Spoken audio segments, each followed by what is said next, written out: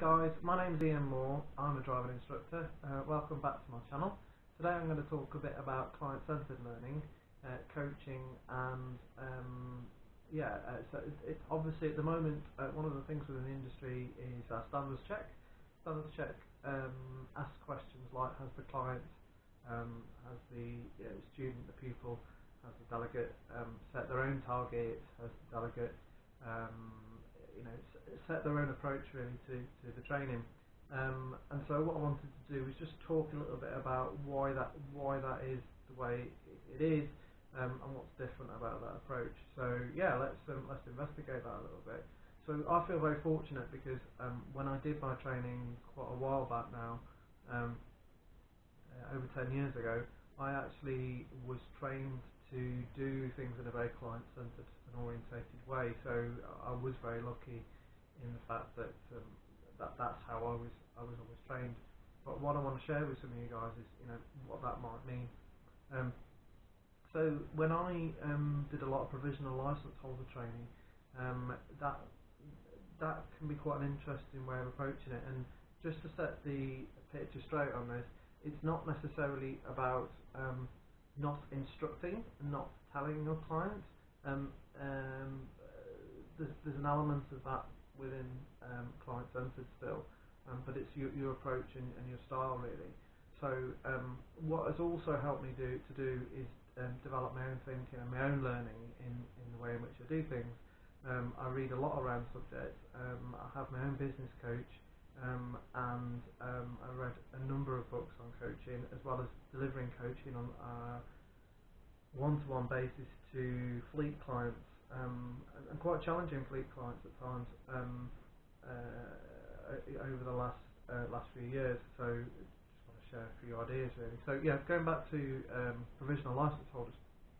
So of course, whether or not it's on the initial telephone call when somebody asks and is discussing about their initial driver training or development, whether or not even when I deliver young drivers on a track, I always usually approach it in a similar way, which is to start off with the client, which is asking them what they know and what they want to get from the session. And that's slightly different to the sort of traditional approach really, which might be, okay, James, today we're going to cover roundabouts, which is all well and good. The only thing is that what James wants to cover today, and that's really a slightly different approach. Having also been the recipient of training where the two different approaches, the non-client-centered learning where you were basically told on the subjects that are going to be covered and not, I much prefer to be engaged with that learning process, which hopefully we all do, but it's just a little bit more of a traditional approach when we start setting the targets for your trainees or clients. That's worked for a while, but it's just a different tact, and what that means is that the client is more engaged with the training, and also not only they're more interested, but it's much more focused in terms of where their beginning points and starting points are, and they tend to understand a lot more. Also, the client might not want to do roundabouts today, or it might be roundabouts, but a specific part of roundabouts, whether or not it's their observations on the approach, or want some help in which deciding when to go, for example. But it's about having that liaison, that conversation with the client first of all. And of course that's also part of rapport building and finding this sort of mutual respect for each other, empathy, and understanding of where each other are from, which is absolutely imperative, I believe, in any reasonable training session in order to get the most out of it. So yeah, that's usually where I start. So tell me a little bit about yourself and what your targets are, and okay, so how can I help you with that? And the word that I like to use is facilitation, which sounds like BS, but what we mean by that is trying to facilitate the learning process, try and aid the learning process, which might mean that we start to tell how much help do you want with this? Do you want me to guide you through it, or do you want me to coach you through it? Do you want me to ask you some questions? today, and I want you to guide me through it fully and talk me through it. Absolutely no problem at all. How do you want it to look after that? Well, we'll see how it goes. Fabulous, not a problem at all. But that's the client saying that, not me telling them. One of the misconceptions and misunderstandings really that we can have with driving instructors particularly, and they said, well, you can't coach whilst doing a driving lesson, is around about the word risk. And again, there's a lot of discussion on online forums and on in the driving instructor industry in regards to risk management, because it's one of the sections on the standards check, and I was going to call it the new standards check, but it isn't. It's been around for a while now. But yeah, on the standards check. For me, risk management is what I do every single day, whether or not I'm driving, whether or not I'm doing delivering training. It's part and parcel of what I do. And when we also get a bit confused, I think, in risk management. So what do we mean by that? So first of all, it's got to be a relatively safe environment for whether it's a trainee or myself or any other road user whilst we're delivering training, and that's imperative, absolutely. So some people will turn to me and go, well, yeah, but the client's asking, it's client-centered, and the client said they want to do roundabouts today, whereas they're not ready for that yet, because they haven't even managed the very basics of pulling away and stopping. And of course, that's where we have a conversation with that client and setting a not necessarily more realistic, but setting it in terms of a risk basis. Okay, so what do you think the risks of doing that are right now? Oh, right, probably I'm not ready for that. Okay, well, I understand that that's your aspiration. When do you think we should do that? What do we need to have done first of all? How much help do you want? How could we facilitate that? And so that's just a slightly different approach. It's not saying no. It's just saying, how are we going to do that in a sensible way? Interestingly, I believe that not only is there's risk management in every single part of training someone on the road, whether that's their initial, can they read a number plate, can they actually see properly, not just read a number plate, are their eyesight's any good, in terms of their licence, in terms of them themselves, are they ill, are they up for the driving, whether or not they're a fleet client or a provisional licence holder or what have you, or even on a young driver basis. Are they up to that training? Are they in a mental state for it? The emotion's good. So that's a conversation even before you started. And then you've also got, on the fly, there might be a risk that crops up. How are you going to manage this one?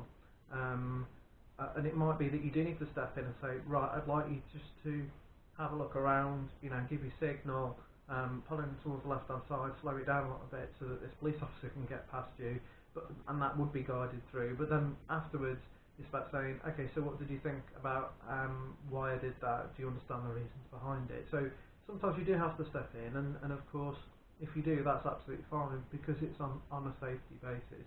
But if you did that and the client was well up to doing that themselves, you might just ask a question: how are you going to manage this situation? Or what situation?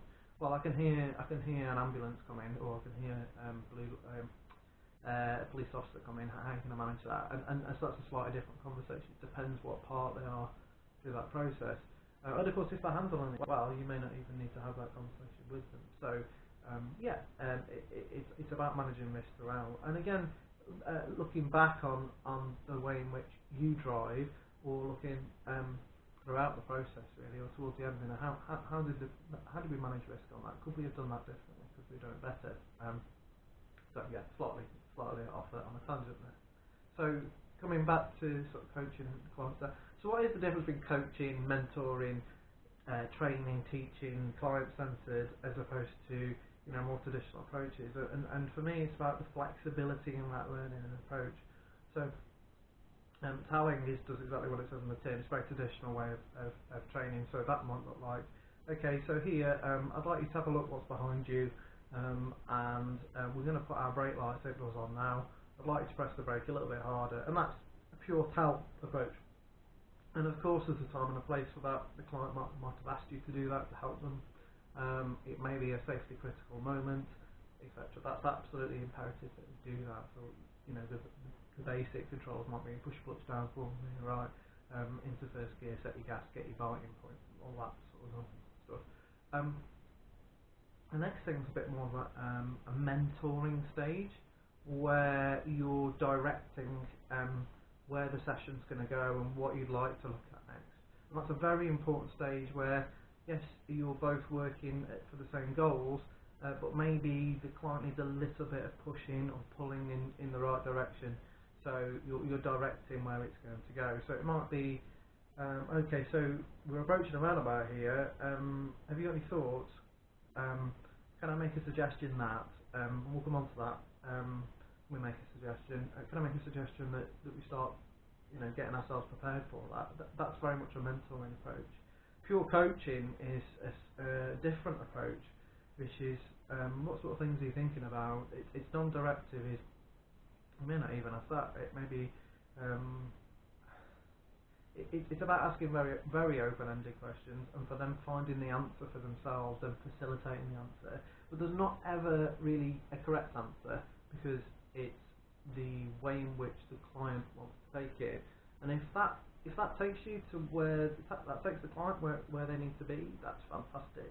But there are times at which, especially as a trainer, the mentoring and telling are very useful approaches, and it's about flexing those things and using them as per. Now, from my perspective, apart from having mutual respect for each other and empathy and having very much an equal sort of standing, there's no hierarchy there. We're working together to achieve our goals together. I forget where I'm going with this now, but although we're trying to achieve the goals together, it could be that you have an insight, a suggestion, a thought, a piece of nugget of information that you want to share, and if you have that, why not share it? If it's going to add value, then fantastic. So long as the client's happy with that, and that's where we come on to things like permission protocol, where should we just offer that? It's also about contracting as well. So at the start of the session particularly, but anywhere throughout the session, it might be that we need to set our expectations for both of us in terms of what we want from the session. What are your expectations from the session? What do you want the end to look like? What are your goals going to be? How can I help you with that? But it may also be that there's emotional expectation. Well, I'm not going to enjoy today, or and that quite commonly within a fleet training session where they've had experience with other trainers in the past. Is you're just going to tell me what to do, aren't you? And I go, no, I'm not actually. You just show me what you normally do, and we'll have a bit of a heads up. And how do you want it to look? So there's different ways in which we do that. But in terms of permission protocol, it's a very wise idea to ask the question first. Is it okay if I share a suggestion with you? And then it's very much the trainee that makes that suggestion, allows that a piece of information rather than you just telling them. And what that does is it changes the dynamic between you and the trainee in terms of